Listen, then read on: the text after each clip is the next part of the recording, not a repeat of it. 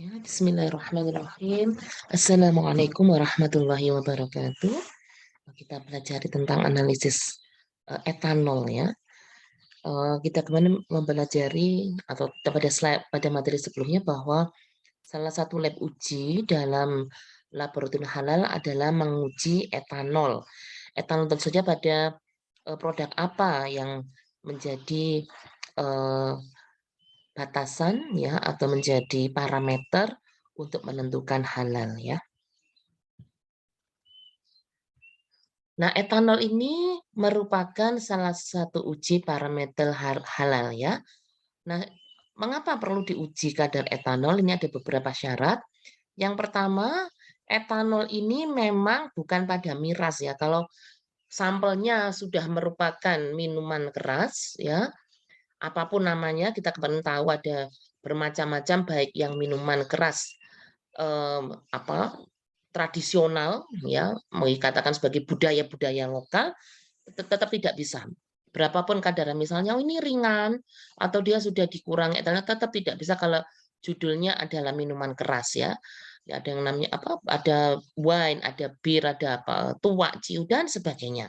Jadi jika minuman tersebut kategori minuman keras, berapapun ini kadarnya atau kategorinya dia ringan dan sebagainya, maka otomatis data itu ditolak.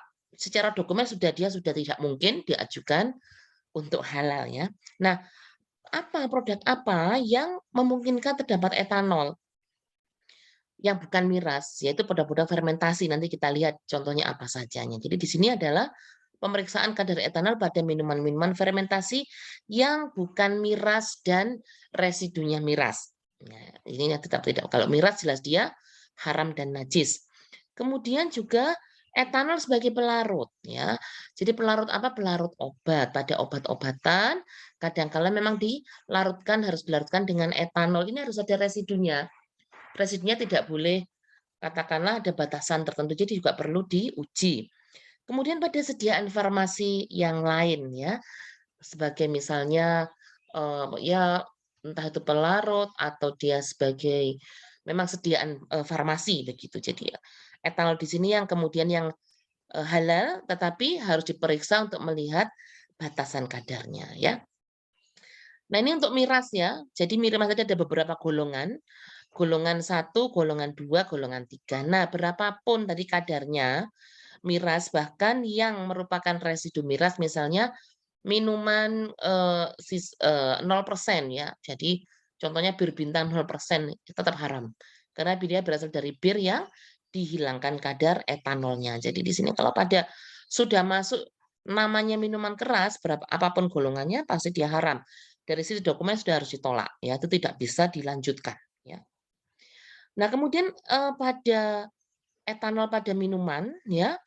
Jadi ini menurut LP POM MUI, verifikasi halal produk minuman salah satunya adalah alkohol, dalam hal ini adalah etanol. Etanol sebagai analit dari golongan alkohol yang paling umum diidentifikasi di lab, ditemukan pada hasil fermentasi bukan miras. Ya, jadi jelas bukan miras. Etanol juga ditemui pada beberapa produk makanan yang padat ya, misalnya tape, brem ya, kemudian ada beberapa yang lain ya yang memang sudah sering dijumpai ya, sudah sering dijumpai. Dan kalau pada produk padat ya karena dia bukan minuman ini tidak masalah ya, seperti tape, brem dan kawan-kawan ini termasuk yang halal ya. Nah, etanol pada makanan yang tidak dikategorikan sebagai homer karena fungsinya dia berbeda ya. Jadi kalau homer kan jelas miras tadi tujuannya ya memang untuk mabuk ya.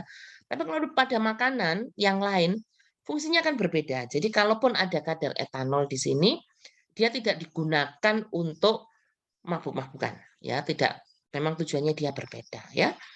Pemeriksaan kadar etanol pada makanan dapat dilakukan sebagai analisis rutin secara umum. Kemudian pada persediaan kosmetika dan farmasi biasanya sebagai pelarut, sebagai juga pembunuh mikrobial, ya. Jadi contohnya untuk mensterilkan Anda misalnya beli air mineral ya, Itu kan kita diberi tisunya itu untuk sterilisasi. Nggak masalah, halal itu. Karena tujuannya kan dia tisu tadi untuk sterilisasi. Nggak masalah ya.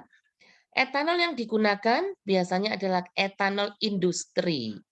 Dan tidak boleh hasil samping homer minuman keras ya. Ini pernah ada ide suatu karena orangnya nggak paham ya. Kadang-kadang pemimpin kan harus tanya dulu pada ulama ya. Di suatu daerah dia mempunyai pabrik minuman keras lokal namanya entah itu Tua, entah itu Ciu atau nama-nama yang lain. Kemudian ingin digunakan sebagai hand sanitizer, sebagai pembunuh mikroba nggak bisa. Najis ya. Kalau homer itu najis. Mas kan dia cair, mau diolah bagaimanapun tetap dia najis ya. Jadi ini yang tidak boleh.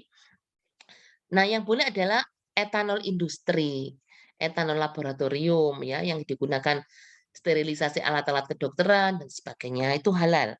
Ya, ada beberapa yang sudah mendapatkan label halal etanolnya ya, karena memang tujuannya tidak untuk minum, untuk sterilisasi misalnya ya. Eh, tahapan analisis etanol ya. Ini mungkin saya ke sini dulu. Jadi beberapa produk fermentasi misalnya adalah pada minuman fermentasi seperti yogurt, minuman probiotik itu ada etanolnya dalam kadar tertentu ya. Jadi yang tertentu. Nah, yang diperkenankan adalah 0,5 maksimal 0,5%. Karena kan dia tidak sengaja atau bukan miras ya. Jadi misalnya produk minuman fermentasi atau jus buah-buahan yang sudah ini kemudian dikemas dan disterilkan itu tidak boleh lebih dari 0,5% ya. Nah, untuk metodenya tahapan analisis etanol ya.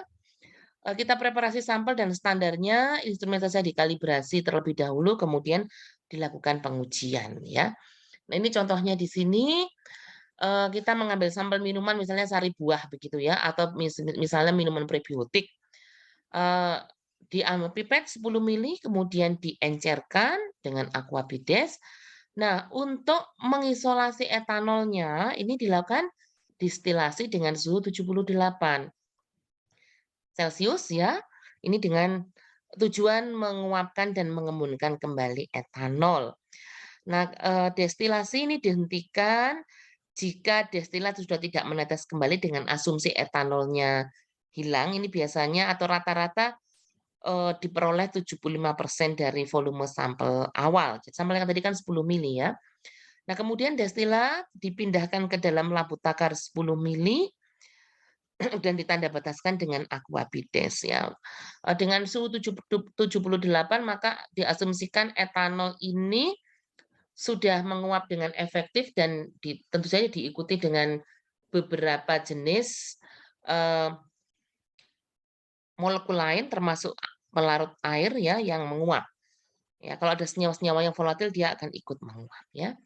Kemudian goal metodenya adalah menggunakan GC. Ya, jadi kalau untuk pengujian halal tidak boleh dengan piknometer ya. Karena kalau kita destilasi dengan suhu 78 yang mengalami penguapan kan tidak hanya etanol, tapi juga ada senyawa-senyawa lain yang dia sifatnya dia lebih volatil. Nah, kalau pada kromatografi kalaupun ada senyawa lain akan terdeteksi. Nah, ini kondisinya yang direkomendasi suhu ovennya 115, ada suhu injektor, detektor, ada kecepatan alir juga ya. Nah, kemudian untuk analisis kuantitatif pasti harus ada standar ya. Standar dari etanol. Kita buat dari etanol standarnya misalnya di sini kita membuat range antara 0 sampai 10% atau bisa juga yang lebih kecil misalnya 0 kemudian 0, yang lebih halus maksud saya 0, 0,1, 0,2 sampai 2%. Ya, ini tergantung yang ingin nanti diuji. Sebenarnya semakin halus maka akan semakin baik ya range-nya. Karena akan bisa mendeteksi dengan kadar-kadar konsentrasi yang rendah ya. Etanol diencerkan ada sebagai standar internal, kemudian digunakan juga ditambahkan juga butanol sebagai diluter otomatis, kemudian diinjeksikan kepada di GC ya, pakai siring. Nanti, yang sisa pasti ada sisanya ya dari siringnya. Jadi yang masuk instrumen ini sudah sesuai dengan kapasitas dari instrumentasi ya.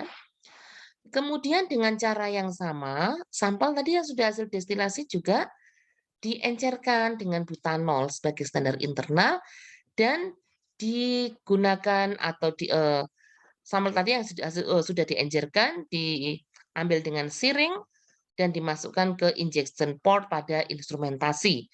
Nah, nanti akan muncul pada GC adalah hasil TR-nya, ya, mana tadi kita pelajari berapa TR-nya dari etanol dan juga luasan puncak TR menunjukkan uji kualitatif. Disitulah senyawa dari etanol, sedangkan luasan puncak merupakan parameter kuantitatif untuk menghitung kadar. Ya. Nah, tadi kita sudah mempunyai grafik, ya, grafik hubungan antara konsentrasi dari etanol ya dengan luasan area, ya. Grafik konsentrasi etanol diplotkan dengan rasio luas puncak etanol terhadap butanol ya, karena kan standar internalnya adalah butanol. Nah, kemudian kita membuat karena sudah membuat seseri larutan etanol, kita bisa membuat persamaan garis lurus ya, linier Y sama dengan AX plus B. Ya, jadi sumbu X-nya adalah konsentrasi etanol, sumbu Y-nya adalah rasio luas puncak etanol terhadap N-butanol. Kemudian pada sampel yang sudah kita dapatkan, karena kita mempunyai luasan area kan, pada sampel tadi, luasan puncak yang merupakan rasio tadi, antara puncak etanol sampel dengan butanol, diinterpolasi pada kurva baku. Ya. Nah, ini contoh sampel-sampel minuman fermentasi yang bukan miras. Misalnya adalah yogurt, kefir, kombucha, sari buah. Ya. Dengan standar kadar etanolnya di bawah 0,5%. Jadi kalau misalnya ada perusahaan sari buah ya, jus dan sebagainya, kemudian dia kan mempunyai masa kedaluarsa, mempunyai masa simpan ya, itu sudah harus ada pengujian tersendiri. Nah, kalau ingin diajukan sertifikasi halal, maka disampling ya pada sampel produk end produknya, produk yang sudah jadi, mulai dari produk yang baru sampai dengan yang mendekati kedaluarsa. Ya, misalnya kedaluarsanya misalnya 6 bulan gitu ya. Ini semuanya diambil dan diuji, harus dipastikan bahwa kadar etanolnya di bawah 0,5%. Nah, jika terdapat temuan kadarnya di atas 0,5%, maka itu harus diperbaiki. Mulai dari komposisi, kemudian cara sterilisasi, sampai kemudian harus memenuhi standar. Ya. Jadi, jika terdapat temuan bahwa sampelnya ternyata ada temuan di atas 0,5% harus diperbaiki. Sampel itu harus ditarik, tidak bisa memenuhi kriteria dari produk halalnya. Oke, mungkin itu ya tentang pengujian etanol secara sederhana. Jadi etanol ini juga merupakan salah satu parameter uji halal, terutama untuk minuman-minuman yang fermentasi ataupun minuman yang disimpan lama. Ya, ini ada batasan yang ditentukan oleh pemerintah Indonesia. Awalnya kita mengacu pada LP POP MUI, yaitu kadar etanolnya di bawah 0,5%. Nah, untuk obat, ini saya sambung, tapi contohnya mungkin nanti bisa dicari sendiri ya. Obat, etanol sebagai pelarut pada obat ini batasannya adalah 2%. Ya, jadi kenapa? Kalau minum kan kita bisa minum nih, yogurt 1 botol gitu sari buah, tapi kalau obat kan 1 sendok. Sedikit, mungkin sedikit, batasannya adalah 2%. Kenapa? Karena memang obat ini juga tidak diberikan dalam jumlah yang banyak, dan memang etanol diperlukan untuk melarutkan zat aktif pada obat. Dengan cara yang sama ya, diencerkan, kalau misalnya kita menguji obat, misalnya sirup obat batuk misalnya ya, diencerkan, kemudian didestilasi, destilatnya baru kemudian ditambahkan standar internal dan dilakukan pengujian dengan kromatografi gas ya. Oke, saya kira itu ya untuk analisis etanol.